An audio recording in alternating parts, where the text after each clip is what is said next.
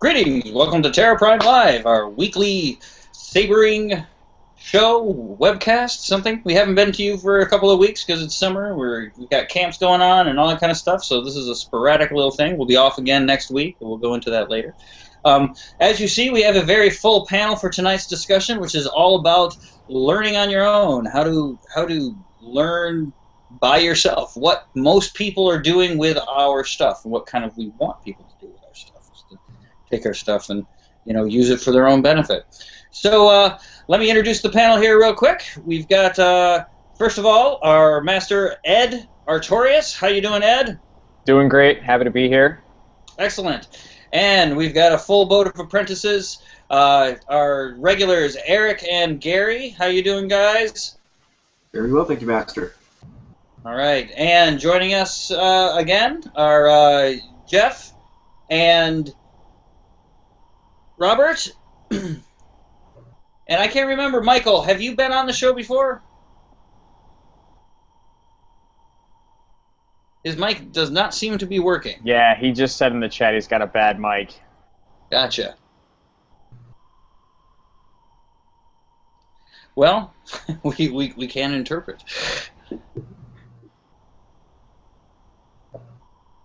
All right. Well, anyway, so that's our panel anyway. So yes, Mike has a broken mic of all ironies of ironies. So we'll hopefully hear from him in the chat here. He'll field us some questions and all of that kind of thing. So anyway, yes, the title of the show, Learning to Learn. An odd title, probably. I will admit this. But it's something that I've often touted about my first teacher, Gabriel Chin, who I learned most of my stuff from. And more importantly, the one thing that he taught me was exactly that, how to learn, how to approach things, how to come to things in a state of mind where I can not only understand what's being shown to me, no matter who's showing it to me, but I can kind of internalize it and figure out, kind of a way. Even if I don't understand it immediately, I can figure it out later. And hopefully we'll impart some of that knowledge this evening. We have, of course, lots of questions that can be fielded. Our Q&A should be up, so if we get any questions on that, we'll try to get those. Also, ask questions on the YouTube channel right below there to see if we can answer any of those questions. So anyway, so why don't we get started? Basically, like what I said, trying to learn by yourself is a specific challenge. On one hand, in my case, when I was talking about my teacher, I had a teacher to kind of guide me through this, and he was kind of there beside me to reassure me of certain things, to give me particular demonstrations. It's a funny movie in some things, but it's very true in some ways. The Karate Kid, the relationship between Miyagi and Daniel is very, very true. There's a kind of give and a take, and at first, sometimes with a teacher, you don't understand what's being taught to you. And because they are there to kind of keep you in line, you are kind of forced to follow that path to its conclusion. It takes a little less effort, I would say, than doing it by yourself, because you have somebody else who's there to say, no, keep going, and encourage you to go there. There is a prize at the end of this particular road. When you're by yourself, if you're looking at YouTube videos or reading books or whatever, many challenges come because you don't have somebody who's walked the road before giving you a guided tour. There's nobody who can reassure you that you're on the right path. You just kind of have to muddle through it as much as possible. And we're, of course, trying to start forums where people like that can ask questions. Our Learners in Exile program, hopefully our forums will be up sometime soon, and all of that. But even then, you don't have a physical presence of a teacher there. of somebody, of a guy, or even of an upperclassman. So that can be a particular challenge. Now, on the panel we have a few people who have experience in martial arts, Ed and Jeff. Ed, why don't you chime in on that particular point, because I think we're coming from about the same place. Yeah, we're coming from very much the same place. When I went to college, I lost touch with the guy who was my instructor, so I ended up doing a lot of self-practice for about 4 years, unfortunately, and it was really tough to keep going during that time span. However, I had enough time under my belt that I knew what to do, how to do it, to keep moving forward and at least attempt to not fall back too far. So again, big challenges when you're by yourself is motivation, which is something I know someone on our panel has been having trouble with and wanting to talk about. And not only motivation, but actual making sure you're doing certain things correctly. Physical movements, physical positions, all these things when you're by yourself. A video can't say, oh, you need to bend your front knee just a little bit more to get that right base so you can get your posture just right to extend that technique. You don't have that little voice of knowledge that can push it a little bit further to perfect each thing. But that doesn't mean it's not available. TPLA, the whole point, like he was saying, is so that we can try and work with you over vast distances. The internet's a wonderful thing. So I've had that experience, and it's totally doable, and I think that's why we're here in the first place. So that's my take.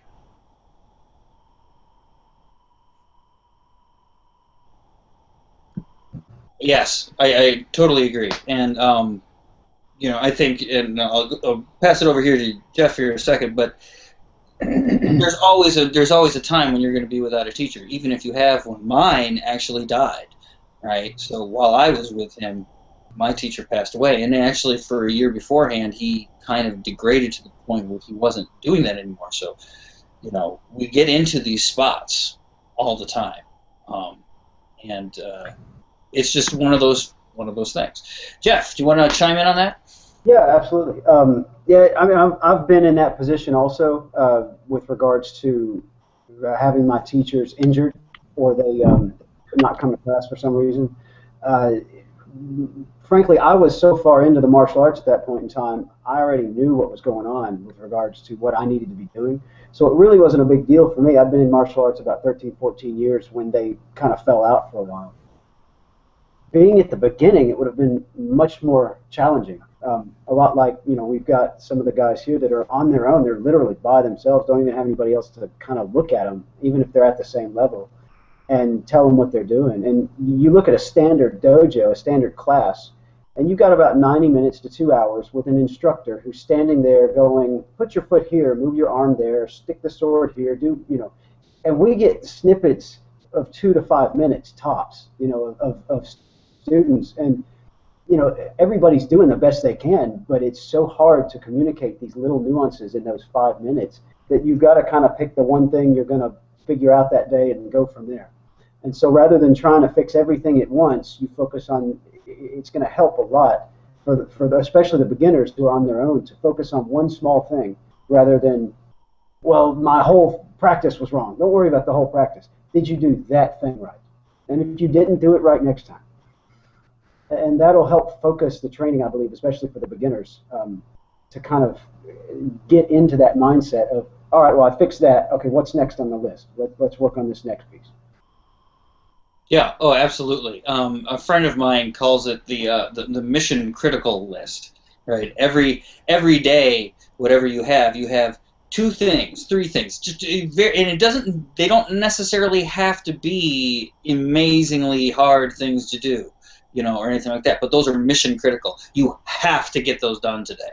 You know, just giving yourself these tiny little goals that you can meet and that you can see that you're meeting, right? And we'll talk about that here in a second. Is one of the big challenges with studying by yourself is that you don't have perspective. You don't have an outside observer.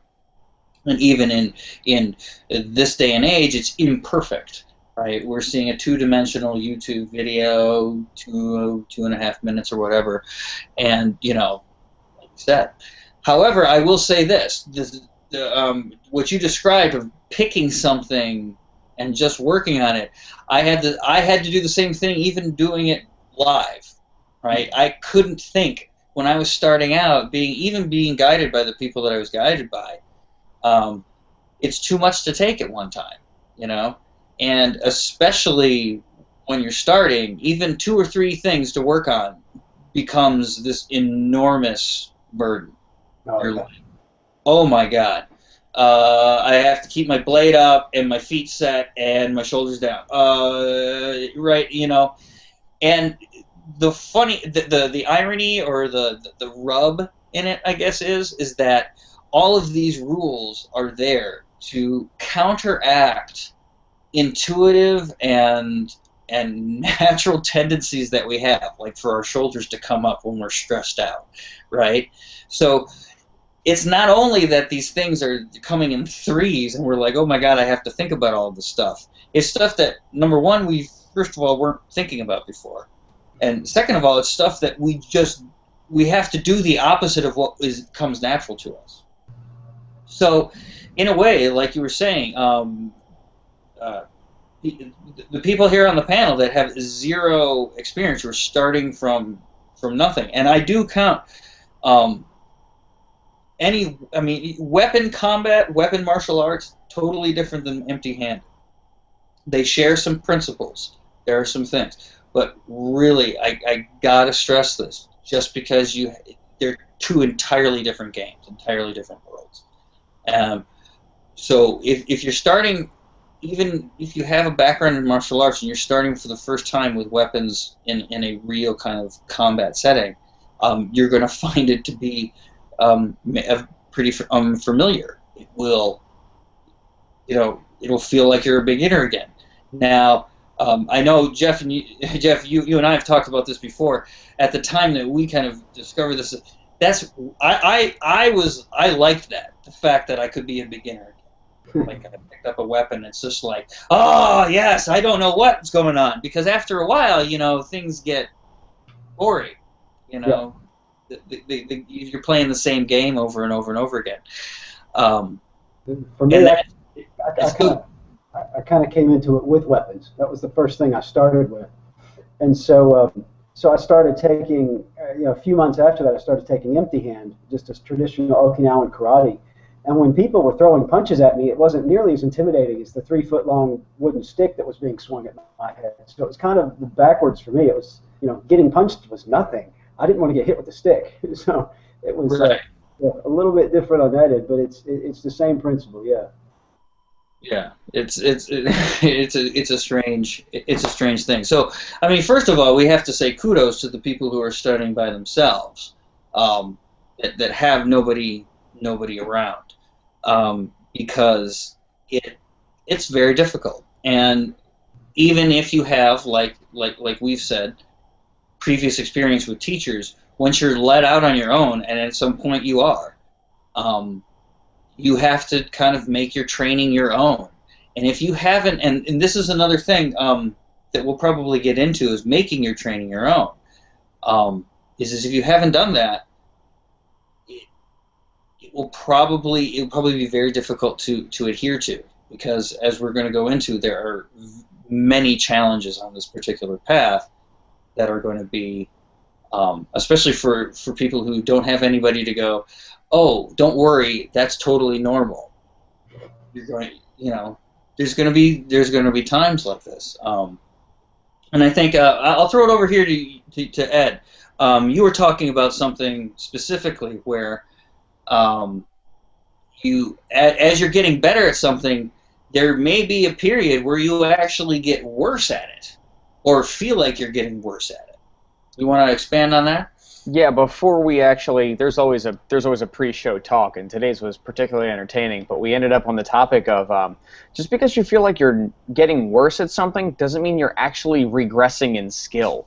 And what I mean by that is when you do something and you have poor physical construct for the basis of your movement, aka you're doing it wrong, and then you start to do it right, if you've been doing it wrong for a long time, the right way to do it may feel way worse, and that's because you've never done it that way. So it may feel since it feels worse, harder. It may feel as though, even though you've corrected a technique physically, that it's now harder to complete. That doesn't actually mean you've gotten worse at it. So a lot of people, and this is not a beginner issue, this beginner, intermediate, advanced, you can even get to mastery level where somebody's working on such a small detail and they fix a small detail and all of a sudden it's way harder. It doesn't mean you got worse necessarily. It means that you've made a change. That's the only thing it means if something gets harder or easier. It means you've made a change, whether it's a change in habit or a change in actual posture. You just need to figure out which it is by consulting someone with experience or by continuing through. There's lots of ways, but the point being, if it feels harder, it's not always a bad thing. Sometimes it's an indication of improvement. Right, especially at the beginning, because a lot of times we have poor mechanics. So we're doing movements in inefficient ways. But what's happened is our body has adapted around that kind of wrong movement. So that wrong movement is very easy to us, and we don't have to think about it or whatever.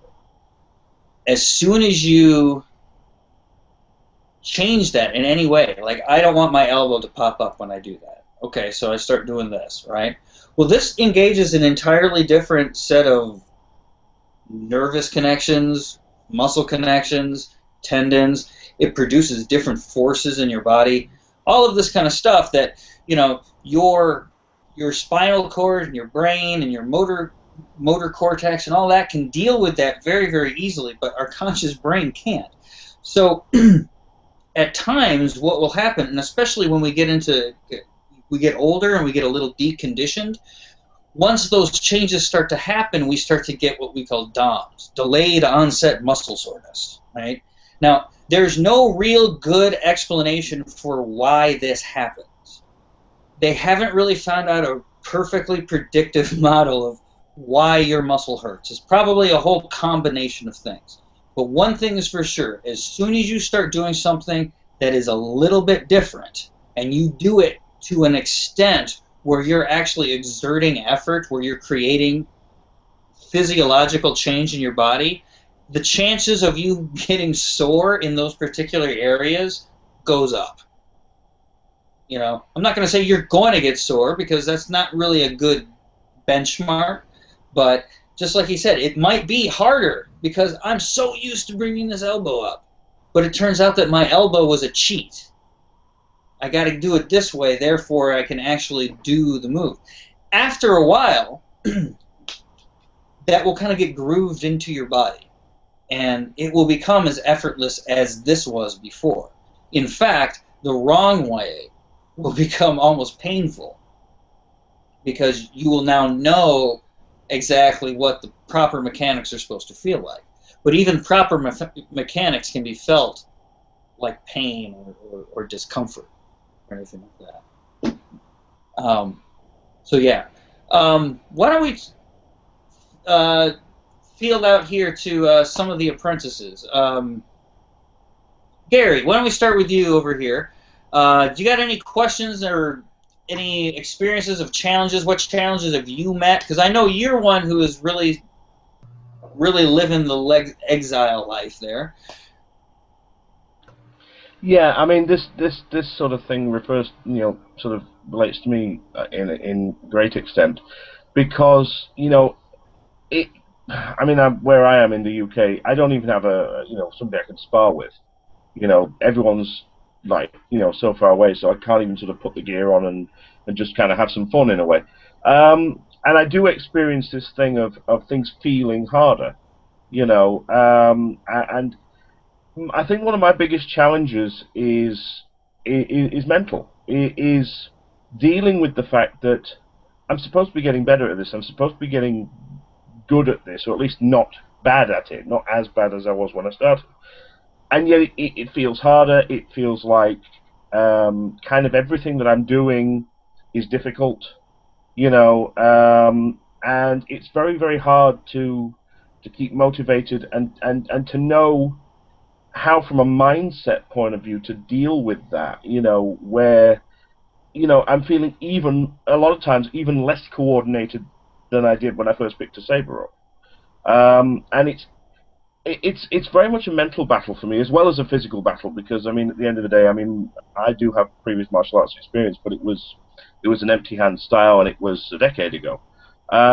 So you know I've very much got this thing of being older and not in as good physical condition, and just everything hurts anyway. I mean that's just a sort of default for me, and how to deal with that mentally and keep in a way mentally strong.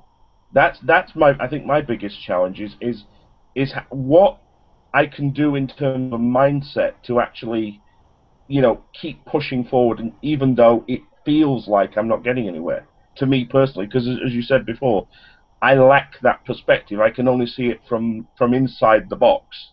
You know, I can't see where you guys can from sort of like looking from the outside, and I think that's the biggest sort of issue for me, really. Well, I have a pretty easy way you can judge from inside the box, and I think this is probably good advice to send out there. And I can tell you from a teacher's point of view, just like Ed was saying, just because something feels more difficult doesn't mean that it, you know, that you're regressing in skill, right? You can go back easily and look at your previous progress and say, oh, okay, well, I'm at least not like that, right? You know, I think anybody who looks at their old videos or old anything is like, oh, geez, you know,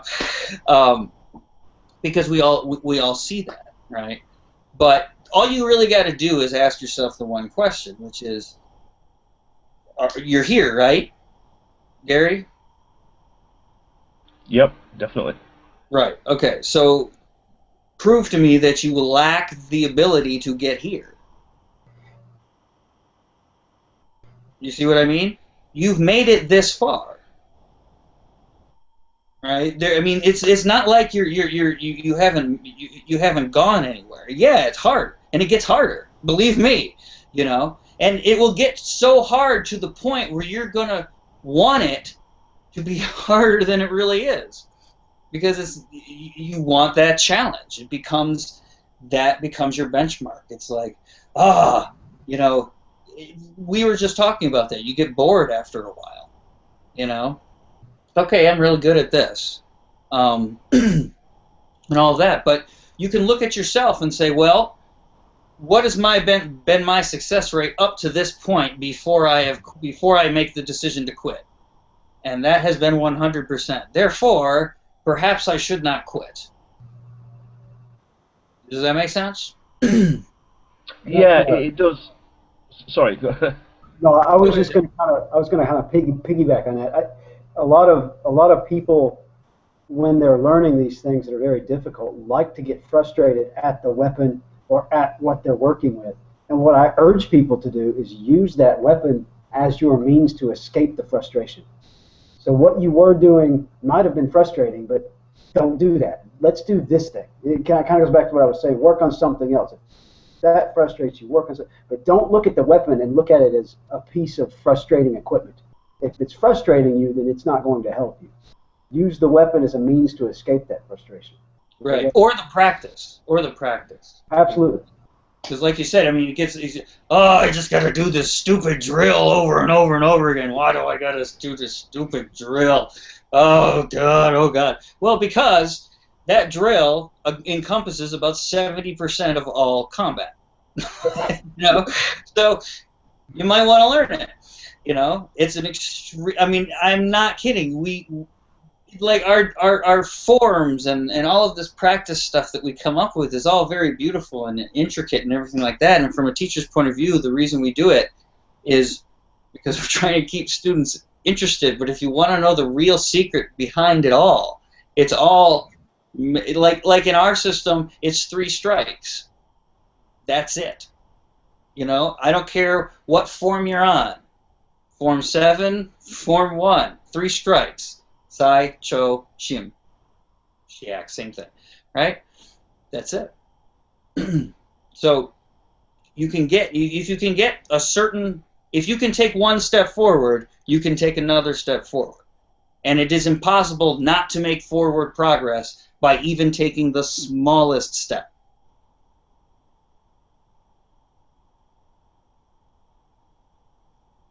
Ed, do you want to chime in on this? Yeah, that smallest step thing is important because, yet again, you get to a point in your own training where you feel like you're not progressing. And sure, maybe things aren't getting harder, but things also aren't getting easier, at least not to you. Sometimes you're just in that spot where I'm going to go ahead and do what I always do. I'm going to quote Bruce Lee because I kind of love Bruce Lee. So I'm just going to go ahead and do the quote thing. He has a wonderful quote where he says, I don't fear the man who's practiced 10,000 kicks. I fear the man who's practiced one kick 10,000 times. You might be around 990,000. You know, you're right there where it's like, all right, I need to do another 1,000 reps of this, and it's going to go from here to here. But every one of those 1,000 reps is a tiny step if you're doing it properly. And it may be that 1/1000th of a step, but that 1/1000th of a step is moving forward. If you do nothing and you allow yourself to despair, that's moving backwards. There's a music thing where musicians will tell you there's no such thing as maintaining. There's no such thing as staying like, all right, I'm here, I'm just going to keep practicing just enough to stay here. You're getting better or you're getting worse. There's no staying here, because here is gone in 30 seconds. You're not there anymore. You're either getting better or you're getting worse. It's one or the other. So that tiny step forward really, really resonates with me on a lot of levels. Yeah, and you know, we talk about this too, and anybody that has any experience in martial arts or any type of, you know, artistic endeavor or whatever, we reach what I call the hump, where the novelty of what you're doing has worn off, and now you're simply left with the work of what you have to do. Okay, well, to get to the next step, I have to do this. This is why black belt means first step. Your first step into the actual thing. You've done all these years of correcting yourself. Now, finally, you've finally corrected yourself to the point where you can take your first step, you know, into this particular art. So that's what a black belt means. You know, anybody that has a legitimate black belt does not go, "Oh, I have a black belt." You know, they're always like, you know, "Oh no," they cherish their black belt because they earned it, right? Yeah. But it doesn't mean anything other than this represents the work that I've done in my school, you know, and in my system. And I think people on the outside kind of lose track of that. And for systems that don't have ranking systems like that, it's it's difficult as well. But yeah, the hump, or where you reach these plateaus, and as somebody commented on the Q&A saying it was about, you know, training plateaus, and we all and you hit them all the time. You know, it's not like the first plateau you hit will usually make or break you. It's usually the people hit the first plateau and they either quit or they keep going, and the people that keep going generally keep going. Obviously, the people that quit don't do it anymore, but you hit them all the time, and there's different things that you can do. Like at higher levels and other places, layoffs are often used. In high competition, it's like, okay, you're going to take 2 weeks where you're not going to play your sport at all. You'll do other stuff that's active, and we've talked about this on the show before, but you're not going to play it anymore, right? And during that time where your body is not doing those particular activities, it is able to learn more, right? It can kind of incorporate these types of things. It's like having a little bit of time to study or to internalize information before being tested on it. So, yeah, a very, very good point. Probably very, very important, especially when you don't have somebody kind of prodding you on. You know, it's hard enough when you have somebody prodding you on. You know, I can't imagine what it's like when you don't. Okay, well, why don't we just move on down the line here? How's your mic doing there, Michael? He's muted still, but... Has it dropped the thing? Can you guys hear me? Yes, we can hear you. You're a little quiet, but that's okay. How about now? There we go. All right. Things are going well with me. I'm lucky in that I'm in Winnipeg, so I mainly train with River City Jedi, and I work with Scott and Dave, so I've got both of them, you know, kicking me in the backside. But yeah, in terms of what I'm doing when we don't have classes every other week, I started going to the gym again because I'm training for a 5 kilometer mud run. So I'd like to not be carried off the course. So saber work is usually part of my warm up routine, just going through accelerations and whatnot. Very good. Very good. Okay. Robert, do you got any questions, things that you ran into? Well, I know you've got a particular situation. Why don't you bring us up to date on that one? Because that's a very common one. Certainly. As real life happens to intercede on all the things that you plan on, I came into a financial crisis of sorts and ended up taking a second job. Second job and first job equals 80 hours at work in a work week.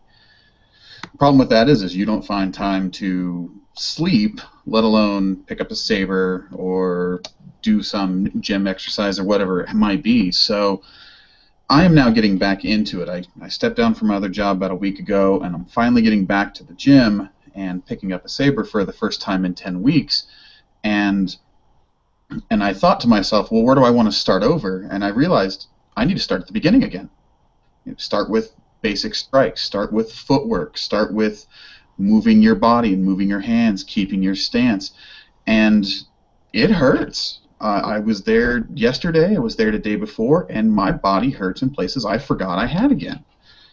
Abs from keeping my stance straight, and arms from holding the saber and striking, legs from just doing step after step after step. 20 minutes of hut slide, and you will know what shins feel like again. And I forgot this whole thing is it's dedication. It's keeping to the grindstone day after day. As Master Artorias said, you're either going forward or you're going backward. And 10 weeks of going backward, I almost feel like I'm back at the beginning again. So I'm relearning and teaching my body again how to go back through the process, step for step, strike for strike. It's not a slow process. It's going to take time and time. It's going to be a really slow process at this point.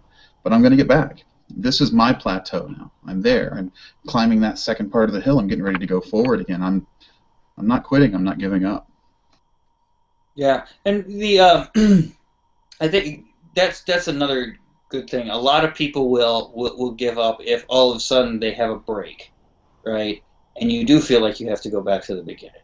And a lot of times, yeah, that's a good idea. Go back to the beginning and start at the beginning. A lot of people don't have that level of discipline or wish to do that, but I think it would benefit everybody.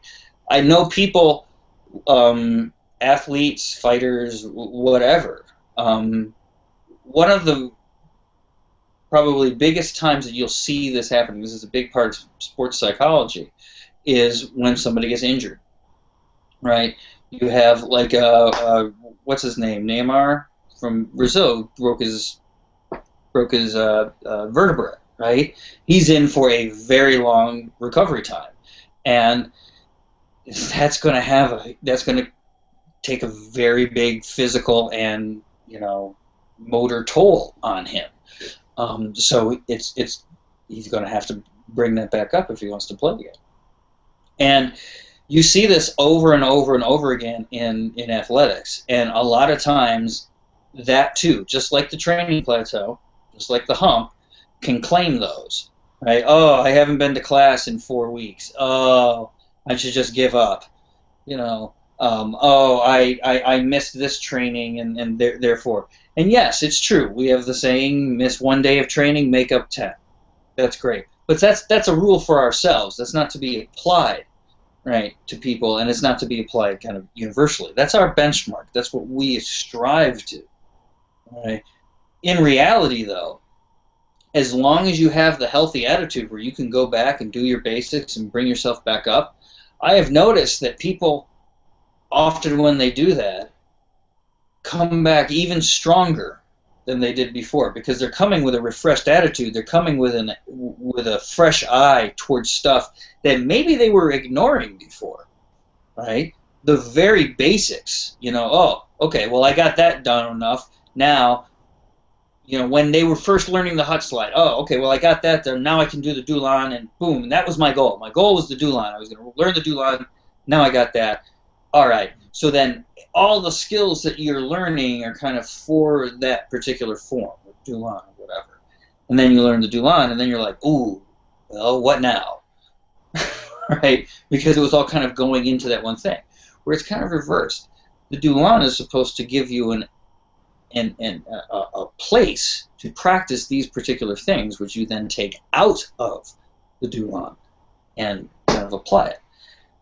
A good solution to the problem that you have, Robert, or had, and what many people have, what I had, what lots of people had, is you don't have to do that much during the day to keep your skills up. Like we were saying, even in the beginning, I'll tell you, I'll be really honest with everybody right now. Most of my practice by myself with a saber or with a sword consists of just doing basic strikes, parry combinations, and that's it. and that's it. I don't usually do huge forms by myself, right? I'll usually polish them up to show them to people, right? To demonstrate particular, things, to teach people, right? But, generally my practice is very basic. You'd be very bored watching me, but that's all it takes. So if you can do, like go back, my friend called it mission critical, where you do these two little things. If you just do two little things for 5 minutes, that's it. That's all you need, right? And if you can keep that kind of going, it's not like you wouldn't have to re-practice all the other stuff. But it's a way to stay in practice without totally falling out of practice. And it's very, very doable. Ed, Jeff, do you guys want to chime in on that one, or do you have anything to add? We've got about a small amount. That actually happened to me 8 years ago. I was diagnosed with stage 4 lymphoma, and I was into martial arts about, I guess, about 10 years at the time. So it was about halfway through where I'm at now. And if I was ever going to quit, it would have been at that point in time, because I had to take about 5 to 6 months off because I couldn't. My immune system was real low. I was going through chemotherapy. I was dealing with a lot of stuff that I just could not physically do anything related to class. But like you were saying, in your practice is not this huge, monumentous practice of a kata or anything. All I was doing was real basic stuff. I would do 10 push-ups. If I could do 10 push-ups, I was happy. If I could do, 10 strikes or 10, drills, just whatever, and it's changed the way I practice since that point in time. And nowadays I still do that. I'm not pushing. I'll push myself to where I need to go, but I'm not looking for this, all right, I'm going to do this kata 50 times today. And because of that, it kind of brings me back to what I brought up earlier. I have that one little thing I'm going to do today. That's what I'm going to do. Okay, I've got that. Let's do this. And maybe I'll do 2 or 3 things tops, but those are what I focus on for the day. And it started, 9 years ago when I started, when I was sick, and I had to push myself very, very small ways.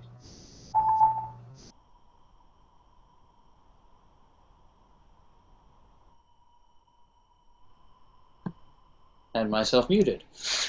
Yeah, no, totally. And you bring up illness is a very common thing as well, that people will go through, and you're literally sapped of your strength. Sometimes you're completely bedridden.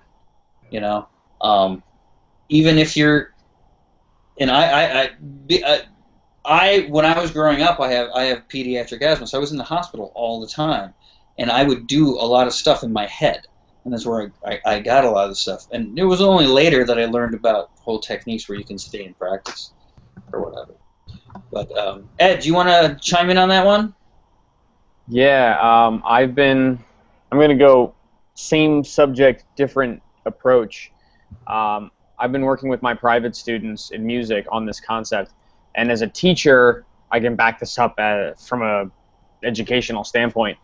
Your brain can really only focus on a single concept for so long before you start to lose effectiveness of the practice. So, like, I teach a 42, 45-minute class at school. Your brain can really focus on one thing heavily for about 20 minutes. After 20 minutes, the next 10 minutes, you lose about 50% of your focus. So for the next 10 minutes, 20 to 30, you're at 50%. Everything after that, you're at 25% or lower.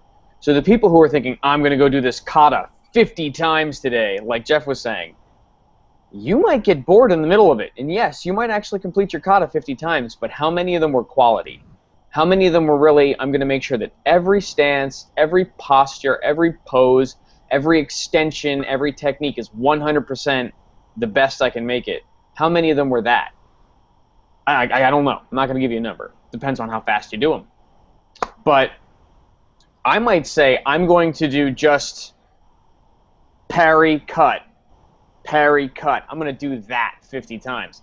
Parry, cut might take me 20 seconds to do perfectly. Parry, cut, parry, cut. Do that for 10 minutes straight. You bet your butt that parry cut's going to look really good by the time I'm done. 10 minutes. 10. Not an hour. Not this crazy stuff. So you have to manage your time, especially, and I was just saying to Eric online, when you have kids, which I don't have, I can only imagine. It's crazy how much time you lose for yourself because you have these little people you have to take care of. My God. If you've got 10 minutes consecutive, God bless you. Good for you. If you've got a minute, do a minute. Do 1 minute. Do 30 seconds of something. Help your kid. Do 30 seconds, but make those 30 seconds quality. Make what you have quality. Don't think, oh man, I only have a minute to practice today. Great. You've got a minute. What can you do in a minute? You've got 5 minutes and they're spread out throughout the day. Great. If you've got 5 1-minute segments, use them. Use them. You can find a minute. You can probably find 1 minute every hour of the day. That's 24 minutes you can find in a day that you can practice something. And just make sure that every single rep is quality. Quality over quantity, which is something we've all said so far tonight, but no one's used that exact wording. Quality over quantity. Don't do 50 reps of something that's not going to look great. Do 50 reps of something if it's going to look perfect every time, or do 5. Whatever is going to be best. Yeah, and most of the time when you get to the point where you are like some of us are, like literally practicing by ourselves, to the point where when we work with other teachers, we're working on concepts in order to work with ourselves.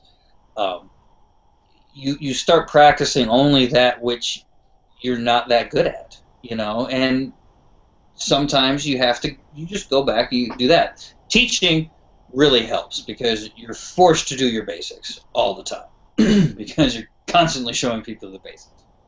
So teaching really helps, but it is very, very easy to get into. Oh, I have to fix this, and then just fix that, right? And then just go to fix this, and then just go to fix that, and then pretty soon you're just patching holes, right? You're not working on a whole boat, It's,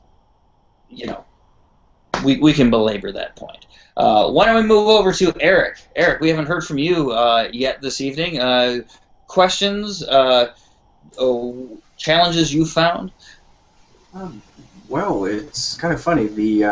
Basically the last, I would say, safely 7 to 10 minutes of what the show is about and what we were talking about relates pretty much to for the last to my situation for the last safely 3 months, but especially the last 3 months because I've just been going through some things in my life and kind of taking the reins there and noticed that either purposefully or not purposefully, I just wasn't putting, we'll talk about this in a second too, but putting my whole heart into this because I just didn't have either the energy or the desire or the combination of both, and they seem to have been rotating at random. So yeah, it's been pretty tricky, but you said go ahead and do 5 minutes, 10 minutes of just basic things with quality. That is basically what I have been doing for the last 3 months. especially concentrating on footwork, really low stance, not doing it fast at all, just doing it, like Ed said earlier, with quality. I'm still in shape for some reason. You know, it's true. It works that way. Yeah, to talk about the exile part. Ironically, I'm only 2 hours away from Master Anonymous here. I live in London, Ontario. So, yeah, I could just drive that way to for 2 hours. So I could technically visit Terra Prime headquarters. But, you know, I do have a kid. My wife works retail, and she does have to work weekends. So I'm not really made of money either. Gas sucks. Okay, I'm just gonna say it. It sucks. Yeah. My passport's good until 2016. I'm not worried about that. But it's really just the cost of doing that. Another thing, my friends, some of them think it's kind of cool. Some they're coming around, but some of my friends are like, you know, it's not very encouraging. Let's just say that. Yeah, I'm on my own here, physically. So, just, you know, Ed was also talking about music. We are both trained as music teachers. He is practicing, I am not.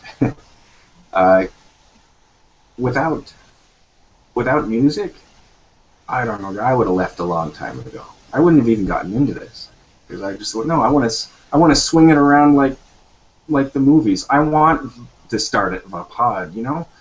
I not understanding, you know, the formulae about this. So what I've really realized was that I wasn't really just being shown how to do moves. I was being shown how, not what to think about, but how to think about how to do this stuff. A lot of the instructions and the hangouts and these shows are really geared towards teaching you how to think. And most of your progress in lightsaber combat will come from the fact that you are thinking about this properly. It's, you know, yeah, I understand that you have a body to work with as well. I'll get to that in a moment as well, but it really starts up here. You have to plot your attack. You know, you don't go sailing across the ocean blue without a chart. You do chart your course, and you know, if there are lots of waypoints, i.e. lots of goals in shorter distances from each other, cool, do it. I mean, put as many little waypoints as you have to. But you have to at least figure out that you have waypoints and where one waypoint is going to lead to the other one in your progress chart, if you will. So that's one thing I picked up from doing all of this. And, of course, Master Anonymous is, whether you know it or not, that's what you're doing. You're teaching us how to think about this stuff. And I say this as a non-martial artist.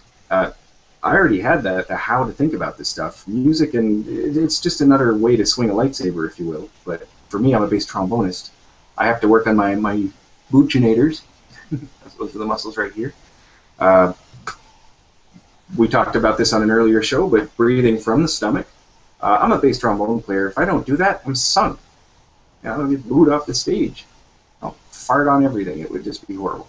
And of course, plotting your course while practicing your instrument. It's just another instrument that I'm learning for all intents and purposes. If I didn't have a degree in music, I would be kind of sunk at this. I'd be struggling like all crazy. You know, one does not simply learn martial arts. Well, I think one of the important things here is that, and I want to put this, is yes, we take things from experience, and learning is the same whatever you're learning and everything like that. But I think one of the things that we have to be really, really careful about is that there is such a thing as specificity of skill, meaning not everything from one skill is going to transfer to another skill.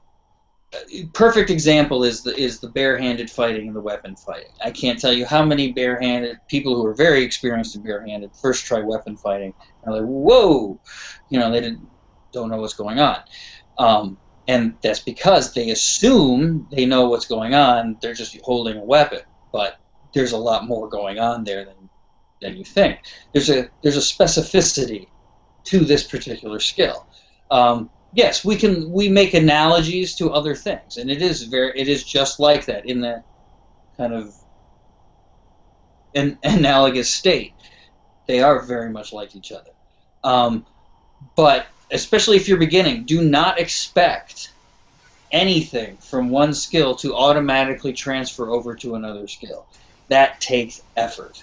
There is no point when that does not take effort. And that goes for people with talent and people without talent, and all of that kind of thing. When you have to, and like you were talking about with the mindset, when we're talking about a positive mindset, you have to keep going. You can't let, and this is why I bring this up right now. There's going to be 1,001 things that you can doubt yourself on. I didn't do this right. I didn't do that right. I should be better at this. If you start bringing in shoulds, well, there is no limit to the amount of shoulds that you can heap out on yourself. I mean, there really isn't. So, just stay away from shoulds, anything like that. There's always ways around challenges, and challenges provide us opportunities in which to figure out ways around them. We're talking about different ways of, in a grander sense of challenges that come down to practicing by yourself. And one we left out, which I'll bring here up in the last 8 minutes we got here, is space. A lot of people don't have a whole lot of space. Where do you practice when you don't you don't have a park nearby, you don't have a yard, you live in an apartment, you live in a congested city, you live, whatever your situation is, it's not safe for me to go into these places. There's always enough space to do this. There are little tricks, of course. For what we do with sabering, the first thing that if you live in a cramped space, if you live someplace where you don't have a whole lot of space to practice, you need to get yourself a 24-inch blade, right? Something nice and short, right? Now, here's my gladius, and we'll just put that in here, and you can see. Now, once you have a short enough blade in there, and a 24 is pretty good. The gladius has a shallow depth to it, so it doesn't give out much. And when you start using it,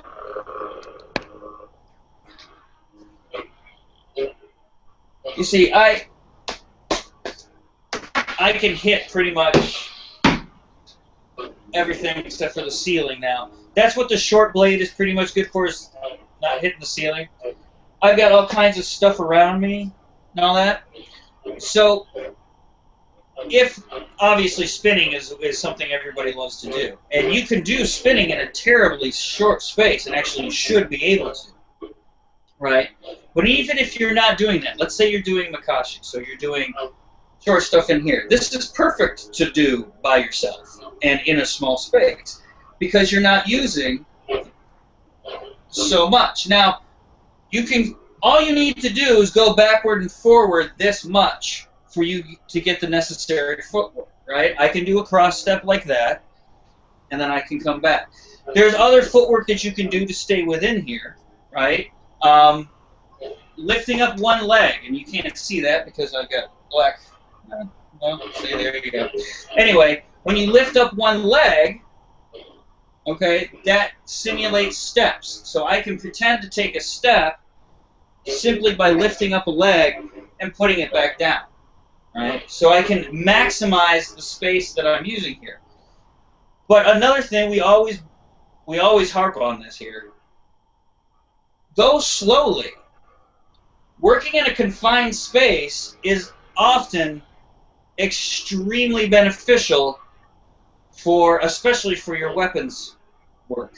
I learned a lot of stuff while in a tiny little apartment in Chicago, right? And that's where I learned like my basics and where most of my practice occurred, right? So I'm used to, whoops, you see?